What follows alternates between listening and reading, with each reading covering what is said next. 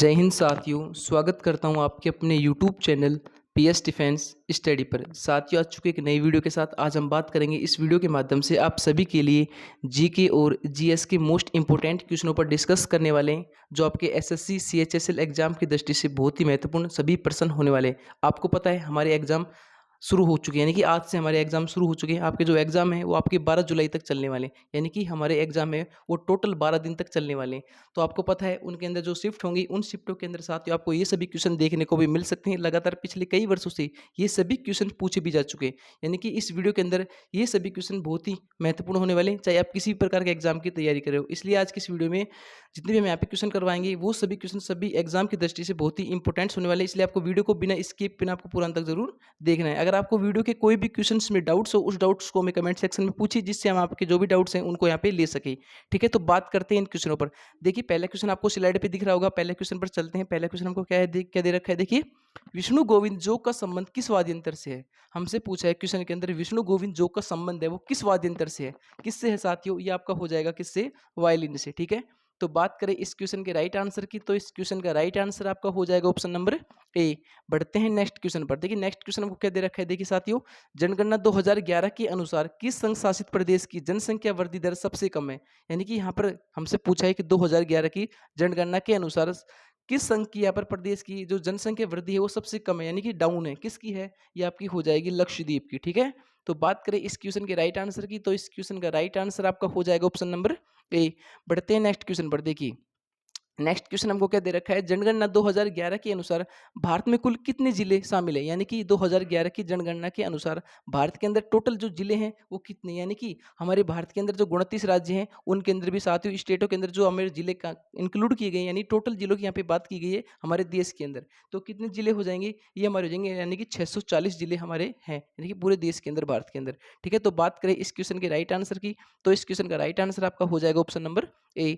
तो बढ़ते हैं नेक्स्ट क्वेश्चन पर। देखिए, नेक्स्ट क्वेश्चन को क्या दे रखा है। देखिए कि पहली पंचवर्षीय योजना किस मॉडल पर आधारित थी। हमसे पूछा कि पहली पंचवर्षीय थी आपकी योजना, वो किस मॉडल पर आधारित थी। किस मॉडल पर आधारित थी साथियों, ये आपकी थी किस पर, हिरोड डोमर मॉडल पर। ठीक है, तो बात करें इस क्वेश्चन के राइट आंसर की, तो इस क्वेश्चन का राइट आंसर आपका हो जाएगा ऑप्शन नंबर सी। साथियों, आपको एक चीज और बता दें, जितने भी हम यहाँ पे क्वेश्चन आप सभी को करवा रहे हैं वो सभी क्वेश्चन सभी एग्जाम की दृष्टि से बहुत ही महत्वपूर्ण है।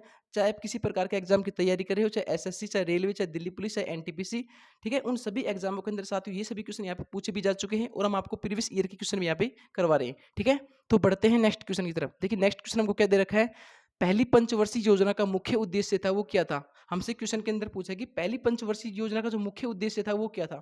क्या था पहली पंचवर्षीय योजना का मुख्य उद्देश्य, आपको पता होगा साथियों, कृषि विकास, यानी कि जो हमारी कृषि है उसके अंदर विकास करना, यानी कि अधिक मात्रा में हमारा जो कृषि क्षेत्र है उसको यहाँ पर फैलावा देना, यानी उसको बढ़ावा देना। ठीक है, बात करें नेक्स्ट क्वेश्चन की। देखिए, नेक्स्ट क्वेश्चन हमको कौन सा दे रखा है। देखिए, कौन सा मच्छर मलेरिया की जो परजीवी का जो वहन करता है। हमसे क्वेश्चन के अंदर पूछा है कि कौन सा मच्छर है जो मलेरिया के परजीवी का वहन करता है।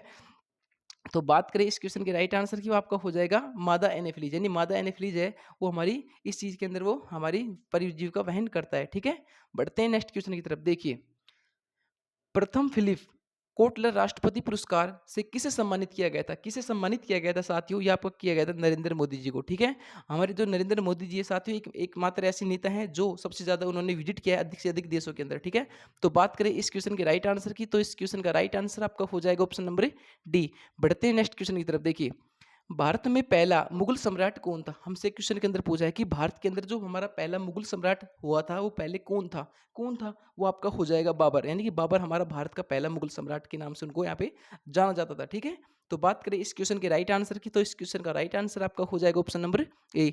बढ़ते हैं नेक्स्ट क्वेश्चन की तरफ। देखिए, नेक्स्ट क्वेश्चन में हमें क्या दे रखा है। देखिए, मूत्र त्याग करने से पहले वह मानव शरीर के उत्सर्जन तंत्र के किस भाग से संग्रहित होता है। यानी कि जब हम मूत्र त्याग करते हैं तो हमारा जो उत्सर्जन तंत्र होता है उसके, यानी उस भाग से पहले संग्रहित होता है, यानी पहले किस भाग से वो संग्रहित होकर यहाँ पे बाहर आता है, किस से होता है पहले, ये आपको होता है मूत्राशय से होकर हमारे मूत्र मार्ग तक वो पहले पहुंचता है। ठीक है, तो बात करें इस क्वेश्चन के राइट आंसर की, तो इस क्वेश्चन का राइट आंसर आपका हो जाएगा ऑप्शन नंबर डी।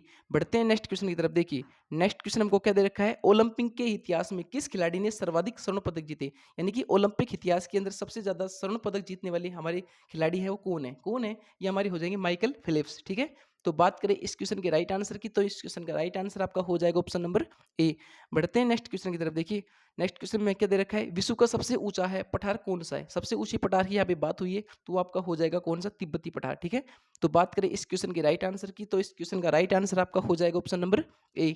बढ़ते हैं नेक्स्ट क्वेश्चन की तरफ। देखिए नेक्स्ट क्वेश्चन हमें क्या दे रखा है, नाभिकीय संलयन अभिक्रिया निम्न में से किस समीकरण पर आधारित होते थे। यानी कि नाभिक संलयन यानी नाभिकों का यहाँ पर जुड़ना, और नाभिक के विखंडन का मतलब क्या होता है, नाभिकों का टूटना आपस में। ठीक है, यहाँ पे क्वेश्चन के अंदर पूछा कि नाभिकीय संलयन यानी कि नाभिकों का आपस में इंक्लूड होना यानी कि जुड़ना। ठीक है, यानी कि E बराबर mc²। ठीक है, तो बात करें इस क्वेश्चन के राइट आंसर की, तो इस क्वेश्चन का राइट आंसर आपका हो जाएगा ऑप्शन नंबर ए। ठीक है, नेक्स्ट देखिए, नेक्स्ट क्वेश्चन हमको क्या दे रखा है। देखिए निम्नलिखित में से कौन सा विकल्प भारत सरकार द्वारा जारी किए जाने वाले राजकोषीय बिल पर एक प्रकार नहीं है, यानी राजकोषीय बिल का एक प्रकार नहीं है। कौन सा हो जाएगा, ये आपका हो जाएगा 728 दिन, यानी कि ठीक है, यानी कि एक प्रकार का राजकोषीय प्रकार ये नहीं है, यानी बिल नहीं है। ठीक है, तो बात करें इस क्वेश्चन के राइट आंसर की, तो इस क्वेश्चन का राइट आंसर हो जाएगा आपका ऑप्शन नंबर ए। साथियों हम आपके लिए बहुत ज़्यादा मेहनत कर रहे हैं, इसलिए वीडियो के लिए लाइक जरूर कर दीजिए, ताकि हमें आपके लिए मोटिवेट मिल सके, यानी हम आपके लिए अच्छा अच्छा कॉन्टेंट आगे लेकर आएँ। ठीक है, बढ़ते हैं नेक्स्ट क्वेश्चन पर। देखिए नेक्स्ट क्वेश्चन में हमें क्या दे रखा है, a corner of a foreign field the Indian history of a British sports नामक पुस्तक के है लेखक कौन है।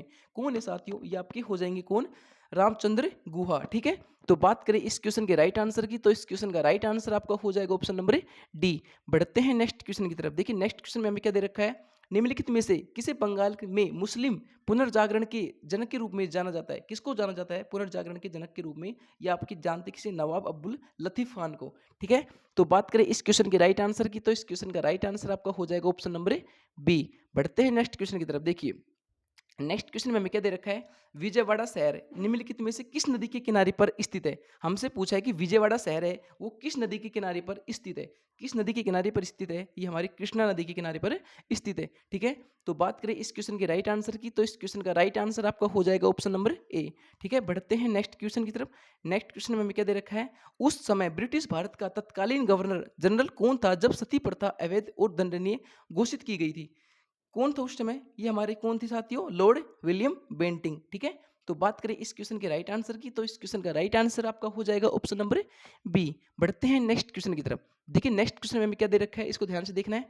उस परिघटना प्रकाश के प्रकीर्णन से प्रेरित का नाम क्या है जिसमें पर्वत के शीर्ष भाग सूर्योदय एवं सूर्यास्त के आसपास एक गुलाबी या नारंगी वर्ण प्राप्त होते हैं। यानी कि जब हमारा सूर्यास्त होता है उसके बाद सूर्य के आसपास इर्द गिर्द क्या होती है, एक परत जमी होती है। कौन सी, एक तो गुलाबी होती है, एक नारंगी होती है। यानी वो किस रीजन से प्राप्त होती है, किस कारण से प्राप्त होती है, वो हमें होती है हिम विभाग की वजह से। ठीक है, नहीं हिम विभाग के कारण जो हमें प्राप्ति होती है वो इसी वजह से होती है आपकी। ठीक है, तो बात करें इस क्वेश्चन के राइट आंसर की, तो इस क्वेश्चन का राइट आंसर आपका हो जाएगा ऑप्शन नंबर बी। बढ़ते हैं नेक्स्ट क्वेश्चन पर। देखिए नेक्स्ट क्वेश्चन में हमें क्या दे रखा है, संपूर्ण पृथ्वी पर दिन और रात कब बराबर होते हैं। यानी संपूर्ण पृथ्वी पर यहाँ पे बात की गई है कि दिन और रात हैं वो कब बराबर होते हैं। कब बराबर होते हैं साथियों, ये आपके होते हैं विषुवत के दिन। यानी जब सूर्य का प्रकाश, यानी कि जब सूर्य का प्रकाश विषुवत रेखा पड़ता है, तो जो दिन और रात की जो अवधि है वो आपस में बराबर हो जाती है। ठीक है, तो इस क्वेश्चन का राइट आंसर आपका हो जाएगा ऑप्शन नंबर ए।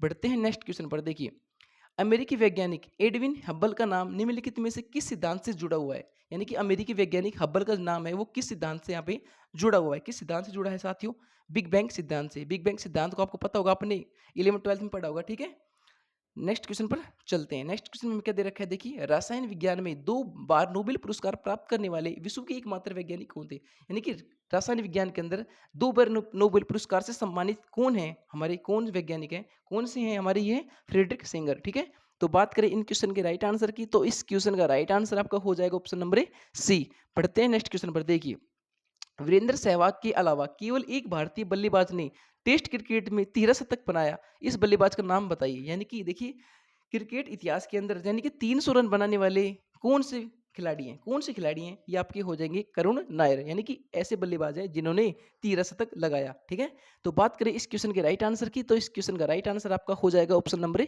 बी। बढ़ते हैं नेक्स्ट क्वेश्चन की तरफ। देखिए नेक्स्ट क्वेश्चन में हमें क्या दे रखा है कि निम्नलिखित में से कौन सा ऊर्जा रूपांतरण है जो प्रकाश संश्लेषण नामक प्रक्रिया में होती है। यानी कि जो प्रकाश संश्लेषण जो प्रक्रिया होती है वो इसके अंदर होती है। क्या हो जाएगा, प्रकाश ऊर्जा से रासायनिक ऊर्जा में परिवर्तित होना। ठीक है, तो इस प्रक्रिया के दौरान ये हमें चीजें प्राप्त होती है। ठीक है, तो बात करें इस क्वेश्चन के राइट आंसर की, तो इस क्वेश्चन का राइट आंसर आपका हो जाएगा ऑप्शन नंबर ए। बढ़ते हैं नेक्स्ट क्वेश्चन की तरफ। देखिए नेक्स्ट क्वेश्चन में क्या दे रखा है, पारंपरिक नृत्य शैलियों भवाई और कालबेलिया की उत्पत्ति किस भारतीय राज्य में हुई थी? किस भारतीय राज्य में हुई थी? ये आपकी हुई थी राजस्थान के अंदर, ठीक है। तो बात करें इस क्वेश्चन के राइट आंसर की, तो इस क्वेश्चन का राइट आंसर आपका हो जाएगा ऑप्शन नंबर ए। मैंने आपको पिछली वीडियो के माध्यम से बताया था कि जितने भी हम यहाँ पे क्वेश्चन करवा रहे हैं साथियों सभी बहुत इंपॉर्टेंट है, और जितने भी यहाँ पे लोक नृत्य क्वेश्चन हो गए, आपके लोक नृत्य हो गए, और हमारे जितने भी हमारे ये साइंस से रिलेटेड जो भी जीके और जीएस है साथियों सारी इंपॉर्टेंट है, यानी सभी को यहाँ पर याद करके जाइएगा। आपका जो एग्जाम है वो आपका यहाँ पर 110% आपको देखने को मिलेंगे सभी क्वेश्चन में, ठीक है। तो बढ़ते हैं नेक्स्ट क्वेश्चन की तरफ। देखिए, निम्नलिखित में से कौन सा अंटार्कटिक क्षेत्र में स्थित एक भारतीय अनुसंधान केंद्र है? कौन सा हो जाएगा? ये हो जाएगा हमारा मैत्री, ठीक है। तो बात करें इस क्वेश्चन के राइट आंसर की, तो इस क्वेश्चन का राइट आंसर आपका हो जाएगा ऑप्शन नंबर ए। बढ़ते हैं नेक्स्ट क्वेश्चन की तरफ। देखिए, निम्नलिखित में से किस शब्द का अर्थ पालतू कुत्तों के वैज्ञानिक अध्ययन से है? यानी कि पालतू कुत्तों का अध्ययन किस वैज्ञानिक अध्ययन से है? किससे है साथियों? ये आपका हो जाएगा किससे है? साइनोलॉजी से, ठीक है। तो बात करें इस क्वेश्चन के राइट आंसर की, तो इस क्वेश्चन का राइट आंसर आपका हो जाएगा ऑप्शन नंबर सी।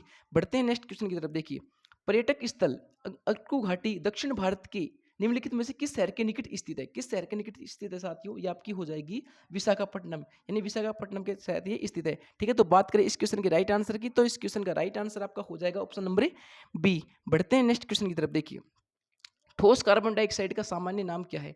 ठोस कार्बन डाइऑक्साइड हमसे पूछा है, क्या नाम हो जाएगा इसका सामान्य नाम? शुष्क बर्फ, ठीक है। शुष्क बर्फ होता है इसका सामान्य नाम, ठीक है। तो इस क्वेश्चन की बात करें तो इस क्वेश्चन का राइट आंसर आपका हो जाएगा ऑप्शन नंबर डी।